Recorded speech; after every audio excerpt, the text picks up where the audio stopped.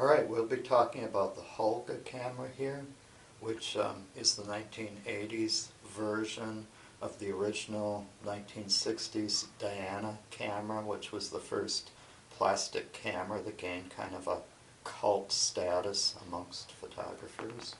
I'm going to start out taking the back off the Holga, and the system for keeping the back on is a little flawed, so we actually put black tape over it to make sure that the back doesn't fall off while there's film in it. And then you slide these little silver pieces down, and then you can take the back off. Maybe one of the worst flaws in this camera design is that the batteries are actually inside the camera, and you can't access them to change them if there's film in the camera. So you want to make sure that the batteries are good before you use the camera. And what the only thing the batteries really do is operate the flash.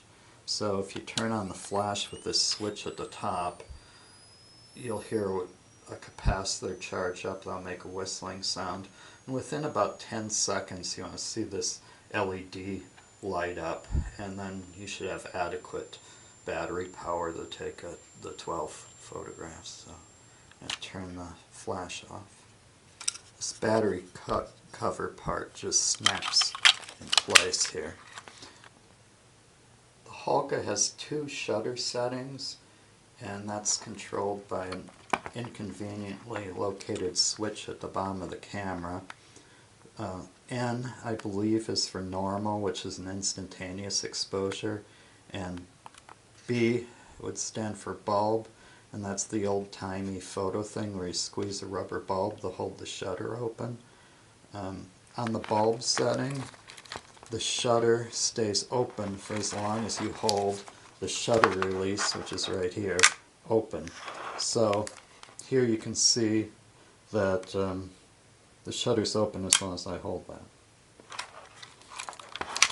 On the N setting, the shutter is instantaneous, so you can actually just see it open for a moment there. Make sure that you test your shutter settings before using your Holga.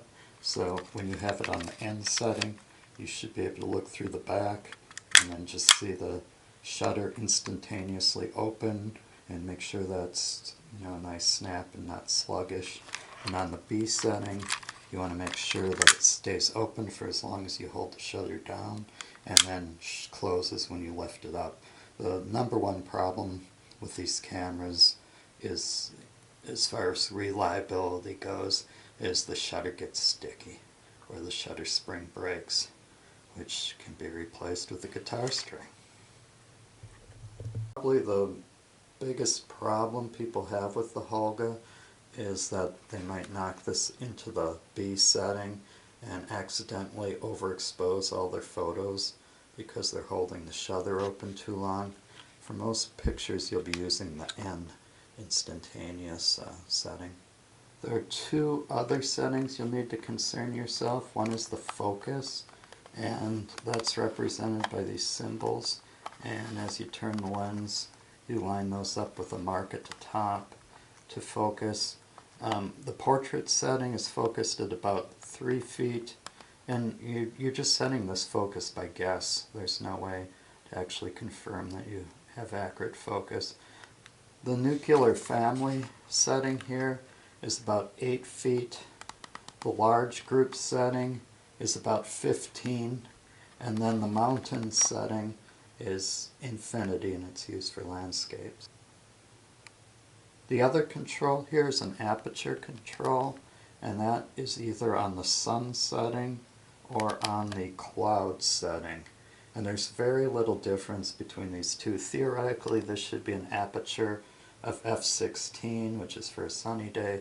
This should maybe be f8 for a cloudy day, but there's very little difference between these settings. Keeping it on the sun at all times is not a bad thing. We'll now load the Holga with film.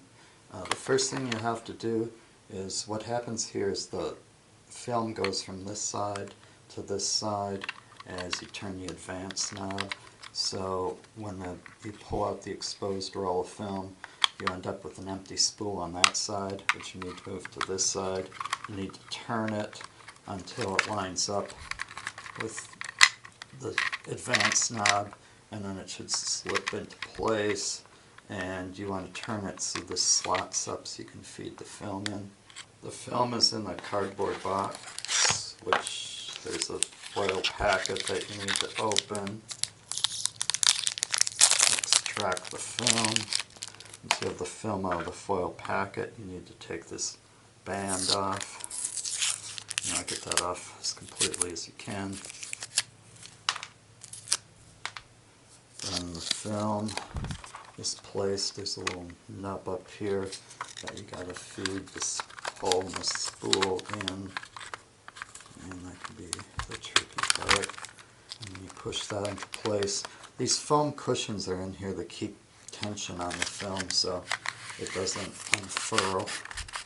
You pull this across, put it into the slot.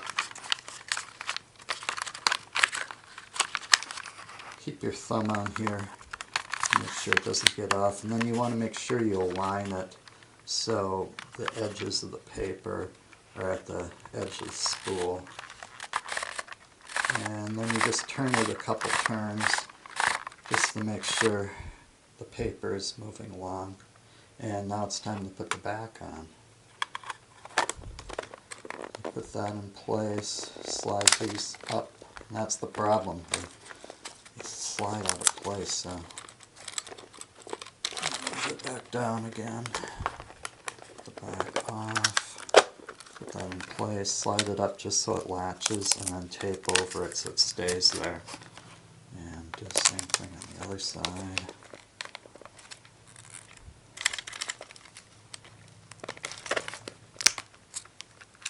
So it latches, get the tape down. Alright, now what we need to do is advance this paper backing to the point where we see the number 1, which tells us that we're ready to shoot our first picture. You want to make sure that this arrow is pointing towards 12 because you want to put 12 exposures on your roll of film. Okay, so now we just turn this knob at the top, and we're looking through the red window. First thing we're going to see is that a black bar, and then we'll get some arrows that kind of warn us that we're getting close to where this needs to be.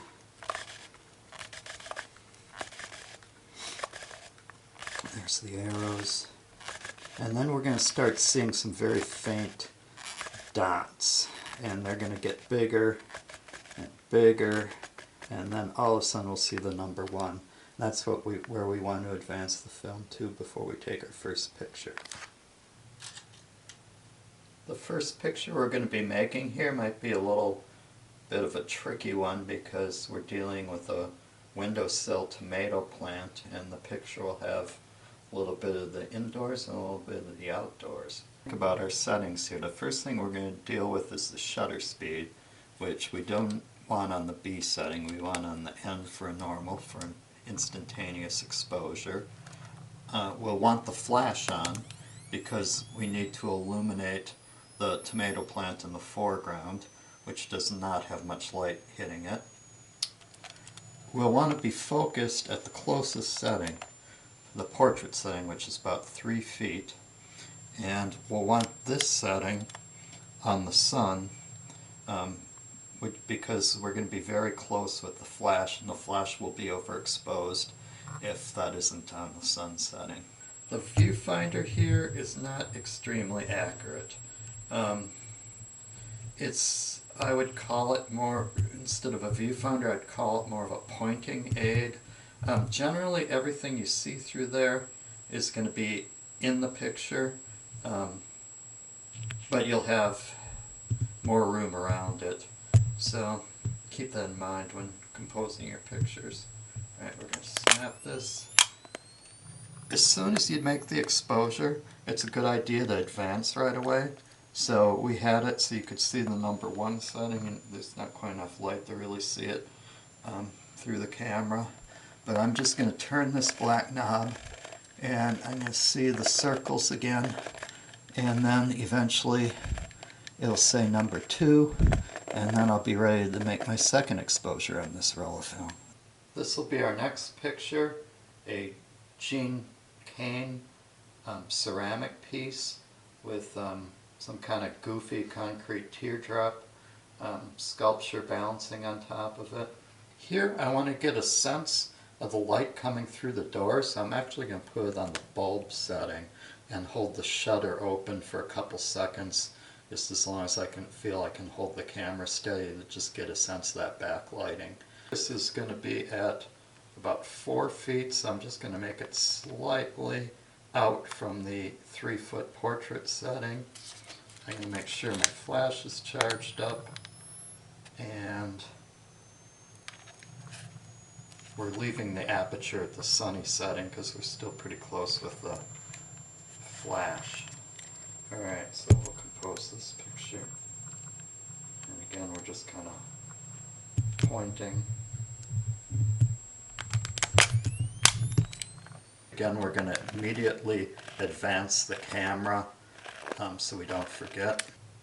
Our third shot will be a vintage and a reproduction Diana camera on a windowsill. The settings for this will be, here will be the N for the instantaneous exposure because we don't want to overexpose the outside. We're going to turn on the flash to illuminate the Diana cameras, and we're going to be focused at 3 feet. We'll be on the sunny setting here because we're so close with the flash. That's going to underexpose our outdoor scene. So even though it's a fairly bright midday winter day here, it's going to look like evening. Again, our viewfinder is not very accurate, so centering is probably more important than actually composing. Shot number 4, portrait of a bed. We're going to shoot this a couple different ways. We'll start out doing it as a flash picture. Turn on our flash. We're going to actually do this on the B setting for bulb and hold the shutter open for a while just to get a little extra light because we're kind of pushing how far away we are with flash here. And the other thing we can do to kind of get a little more light is to move it from the sun setting to the cloudy setting, which give us slightly more flash range. We want the back of the bed to be more in focus, so we're going to put it almost to the nuclear family setting. Alright, so that's our flash version. We'll also try to do this one with existing light, doing a time exposure. We'll use an app that's free called Lux, L-U-X, and it's a light meter app. And first thing we have to do is set our ISO. We're using the HP5 film, which is 400 ASA, so we make sure that our ISO is set at 400. And our aperture is fixed on the camera. It's slightly bigger than f/16, so we're going to go with f/13 as the aperture. That's telling us that 1/2 second of exposure should give us enough to make a picture. Settings here are going to be the same. We're going to be on the B setting on the shutter, so we can do keep the shutter open for, it's told me a 1/2 second. I'm going to err on the side of overexposing and give it 1 second. We're going to keep it focused at almost the nuclear family setting, keep it on the cloudy setting. The only difference is we don't have the flash turned on. And one thing to note is that sometimes you get residual flash. If you want to check to make sure your LED is not lit up. Otherwise, even though you have this switch off, you'll still get flash. What I'm going to do here is actually brace the camera against the corner of the bed and then hold the shutter open for the 1 second. Here's a much darker situation. We're in the corner of an attic renovation project. The camera well braced on a stepladder. Here our Lux app is indicating that we need an exposure of 4 seconds. I'm actually going to give it more like 10 seconds. Things here will be almost to the groups between the nuclear family and the large group. Still on cloudy, still on B for bulb. Camera braced, and I'll hold that shutter open for a full 10 seconds.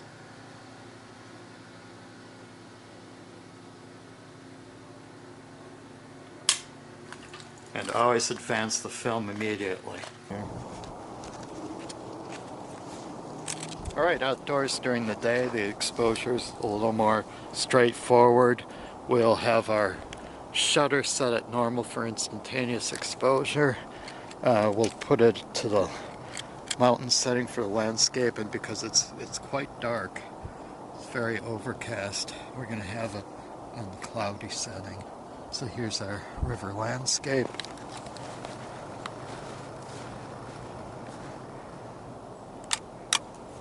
Going to do a second picture here, advance it to number 8. I'm going to turn on the flash, set our focus at 3 feet, and we're going to do a detail of this tree with some interesting woodpecker damage.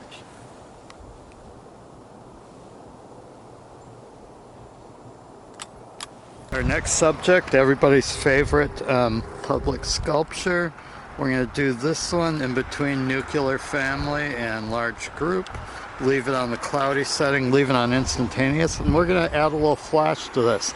Also, I'm kind of on the verge of underexposure here, so I'm going to kind of silhouette it against the sky.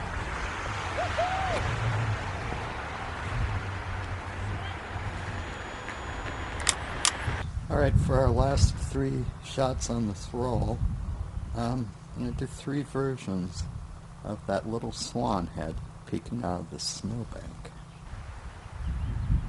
So, not the bright day we were hoping for today.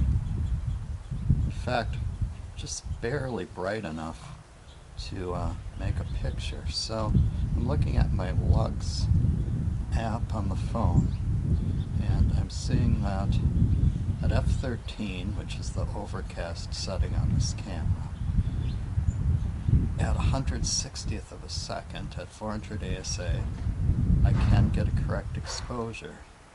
And this shutter's probably about 100th of a second.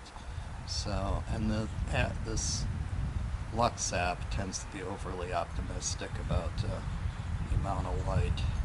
So I'm thinking that I can photograph without flash here. I'm going to try 2 close-ups here. One without flash and one with flash. So for the without flash, I have my camera set, focused all the way forward, cloudy setting, the normal instantaneous exposure.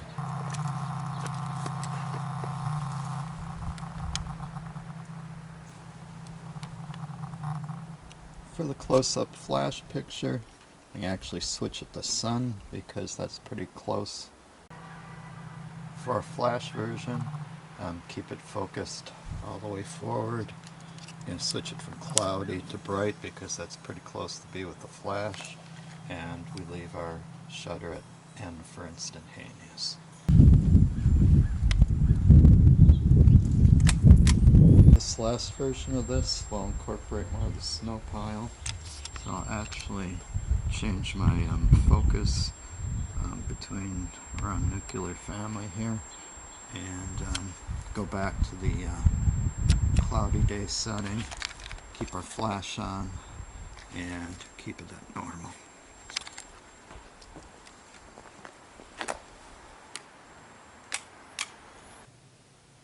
Alright, so we had shot our last picture. We're still on number 12.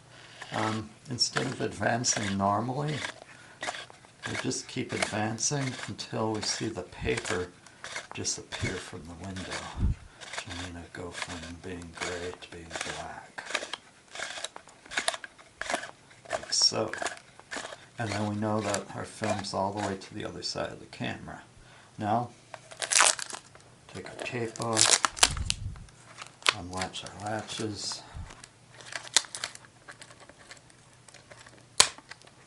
lift the back off. There's our exposed roll of film, which we lift up from the bottom here, pull out, and hopefully it's nice and tight. It's good to do this in subdued light, just in case it rolls up a little loose, because light can easily leak in through the edges. Alright, we're ready to process this roll of film.